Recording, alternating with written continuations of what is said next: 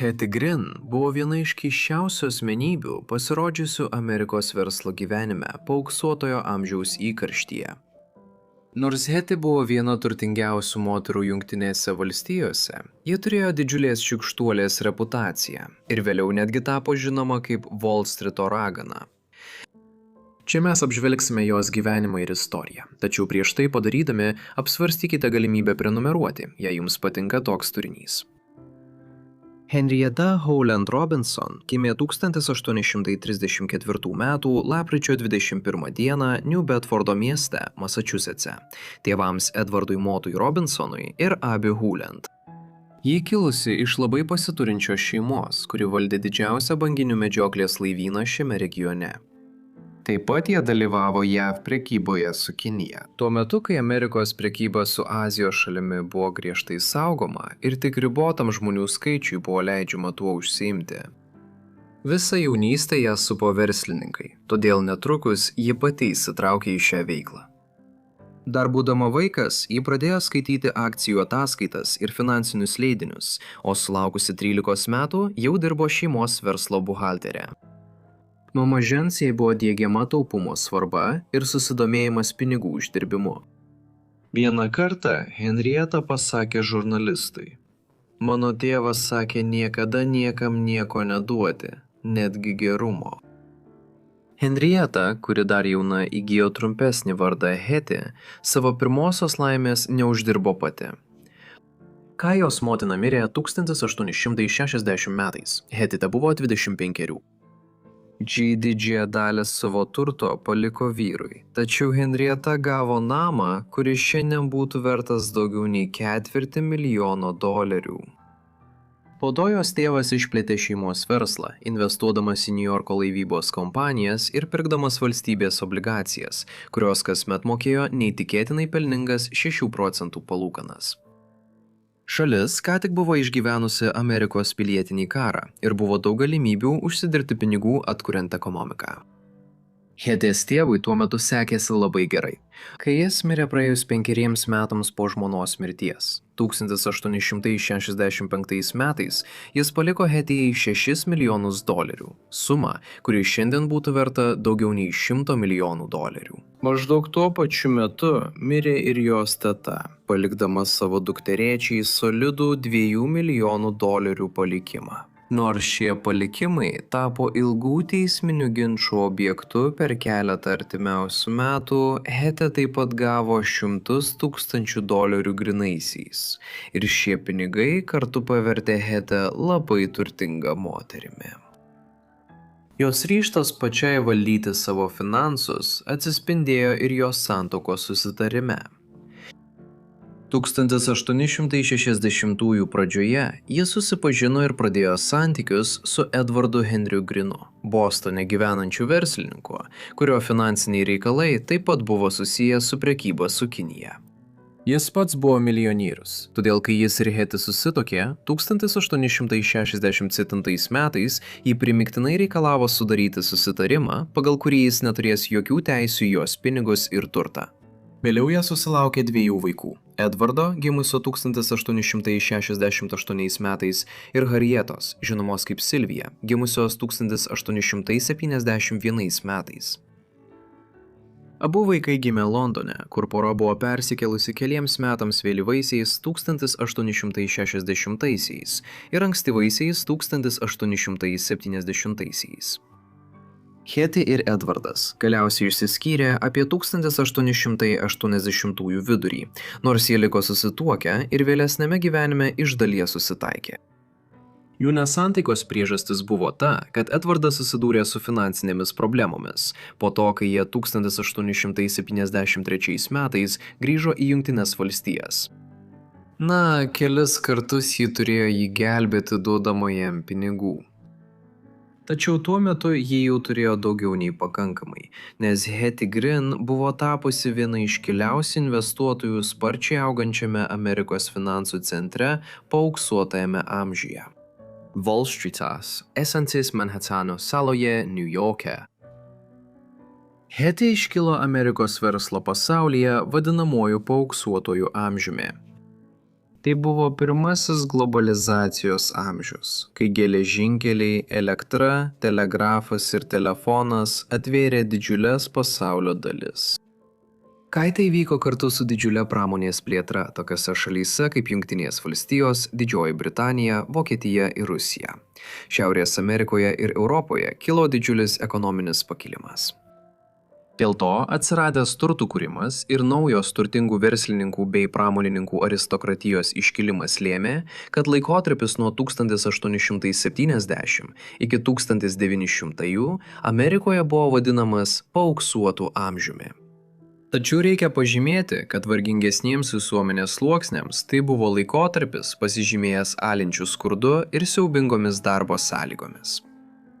Paauksuoto amžiaus laikotarpio Amerikoje Wall Streetas tapo Niujorko ir visos šalies finansiniu centru. Šios gatvės pavadinimas kilo iš to, kad šiaurinė Niujorko miesto siena driekėsi palei ją. Šis regionas 17 amžiaus pabaigoje pradėjo virsti JAV finansinę sostinę 19 amžiaus pradžioje, kai 1821 metą buvo baigtas statyti Erie kanalas. Kanalas sujungė didžiuosius ežerus su Niujorko miestu, todėl Čikaga ir kitos gyvenvietės prie ežerų XIX amžiaus viduryje sparčiai išaugo. Niujorkas tapo viso jūrų eismo tarp Atlanto ir sparčiai besivystančio didžiųjų ežerų regiono įėjimo tašku. Todėl finansų grupės pradėjo supirkinėti nekilnojamąjį turtą visoje Wall Streete ir netrukus ši vieta tapo finansiniu rytų pakrantės centru.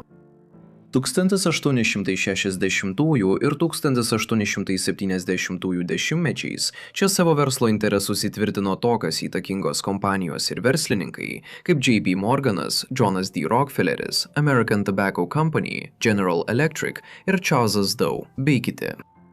Dėl to Wall Streetas įžengė į laikotarpį, kai vien paminėjus jo vardą buvo kalbama apie Amerikos finansus ir verslą. Tai geriausiai atsispindėjo 1889 metais, kai pradėtas leisti The Wall Street Journal, tapęs pagrindiniu laikraščiu apie akcijų ataskaitas ir finansus.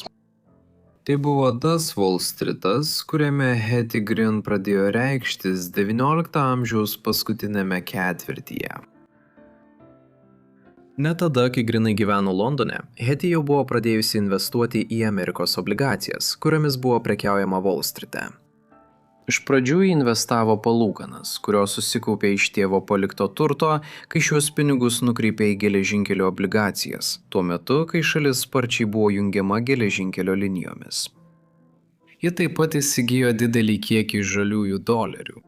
Tai buvo nepaprastosios padėties pinigai, kuriuos Sąjungos vyriausybė dideliais kiekiais spausdino. 1881–1865 metais, kad padengtų didžiulės išlaidas, kurias lėmė pilietinis karas su Pietų konfederacija. Šie žalieji doleriai vėlesniais metais nuvertėjo, tačiau Hetty ir toliau laikė juos dideliais kiekiais.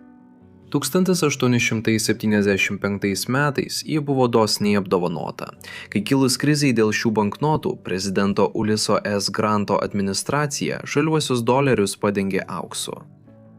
Šių banknotų vertė smarkiai išaugo ir Hetty gavo nemažą pelną. Visa tai buvo jos platesnės investavimo filosofijos dalis. Pirkti tada, kai vertė žema ir niekam nereikia.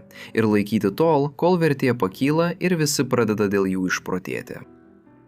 Bėgant metams jos turtas toliau augo iki 10 milijonų ir galiausiai ji tapo pagrindinė paskolų teikėja Niujorko miesto savivaldybei. Kai paauksuotasis amžius baigėsi ir rimtos ekonominės problemos užgriuvo Amerikos ekonomiką tiek 1890-aisiais, tiek 1900-aisiais. Vienu metu buvo manoma, kad ji yra didžiausia privati pinigų skolintoja visame Niujorke, o tuo metu jau buvo žinoma kaip Wall Streeto karalienė. Tačiau buvo ir kita, mažiau glostanti pravardė, duota Hetty. Daugelis ją vadino Wall Streeto ragana. Šis vardas jai prilipo dėl garsėjančio nenoro leisti pinigus, nepaisant didžiulio asmeninio turto, ir dėl jos asmeninės higienos arba jos stokos. Pirmiausia, ji gyveno beveik klajoklišką gyvenimą. Nors ji turėjo biurą Chemical Bank banke Broadway'uje, netoli pačios Wall Street'o, ji ir toliau neturėjo nuolatinės gyvenamosios vietos, klajojo tarp viešbučių, pensionų ir nuomojamų butų. Akivaizdi to priežastis buvo ta, kad ji nenorėjo pirkti namo Niujorke, nes tada tektų mokėti miesto nekilnojamojo turto mokestį. Tačiau ji taip pat keitė gyvenamąją vietą, kad išvengtų mokesčių inspektorių. Na, jo šykštumas buvo toks didelis, kad ji net nemokėjo mokesčių. Be to, Hetty buvo tokia šykšti, kad kaip pranešama, niekada nenaudojo karšto vandens ir neįsijungdavo šildymo žiemą. Sakoma, kad ji taip pat nesiplaudavo rankų, todėl jos nagai visada buvo purvini ir apsinešę. Be to, daugelis teigia, kad jis smirdėjo, ypač vasaros mėnesiais. Sakoma, kad jos kvapas buvo toks nepakeliamas, jog tie, kurie dirbo tame pačiame kabinete, stengėsi laikytis kuo toliau nuo jos. Ji net vengė lankytis pas gydytoją ir nusprendė taupyti pinigus po 20 metų, kai ją kamavo skausminga išvarža. Tuomet jai neliko kitos išeities, kaip tik operuotis. Nepaisant didžiulės savo turtų, ji buvo pasipiktinusi mokesčių ir bandė išsisukti nuo mokėjimo. Yra daugybė istorijų apie jos liūdnai pagarsėjusį šykštumą, nors kai kurios gali būti tik pasakojimai.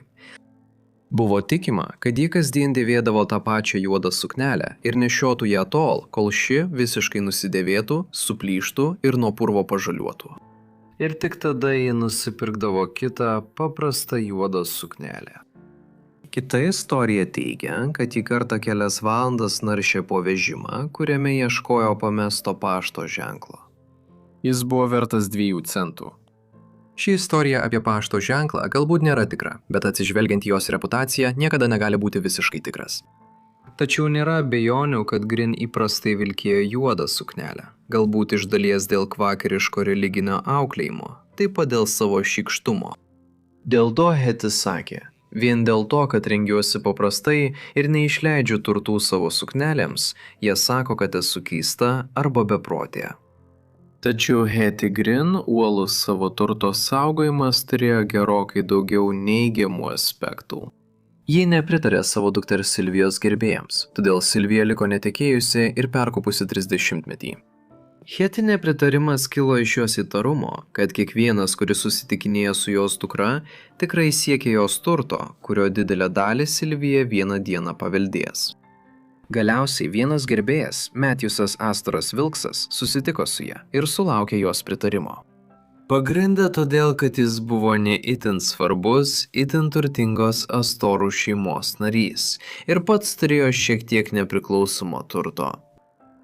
Vis dėlto, prieš Silvijai ir jam susituokiant, 1909 metais, Hetty primygtinai reikalavo, kad jis pasirašytų susitarimą, kuriuo atsisakytų bet kokių pretenzijų į pinigus, kuriuos Silvija paveldėtų iš Hetty turto. Tačiau neabejotinai baisiausias, Hetty Green nenoro leisti pinigus ir obsesinio turto saugojimo epizodas buvo susijęs su jo sūnumi Eduardu, arba Nedu, kai jis buvo vaikas ir susilaužė koją. Hetty nenorėjo mokėti už brangią medicininę priežiūrą ir bandė jį paguldyti į nemokamą kliniką. Tačiau klinikos administratoriai ją atpažino ir atsisakė suteikti paslaugas, nes tuo metu nemokamos klinikos buvo skirtos tik vargingiesiems ir žemesniai viduriniai klasiai. Tuo tarpu Wall Street'o karalienė lengvai galėjo sau leisti sumokėti už geriausią medicininę priežiūrą Niujorke.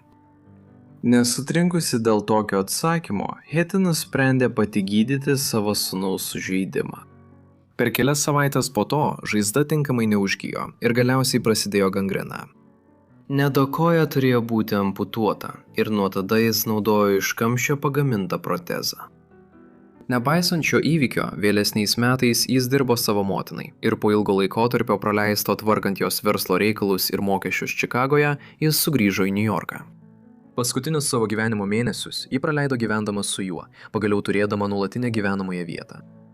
Ji mirė 1916 m. Liepos 3 d., būdama 81 metų amžiaus. Tuo metu ji, kaip teigiama, buvo turtingiausia moteris Amerikoje. Iš tiesų jos turtas, kuris buvo padalintas Edvardui ir Silvijai, tikriausiai siekė nuo 100 iki 200 milijonų. Tai buvo suma prilygstanti nuo 2,5 iki 5 milijardų dolerių šiandienos pinigais. Dėl galima drąsiai teigti, kad Hetty Green tuo metu buvo ko gero turtingiausia moteris pasaulyje.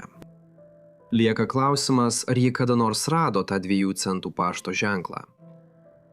Skirtingai nei jo motina, Edvardas mėgo mėgautis savo turtu ir linksmintis. Jis nesivaržė leisti savo paveldėto turto.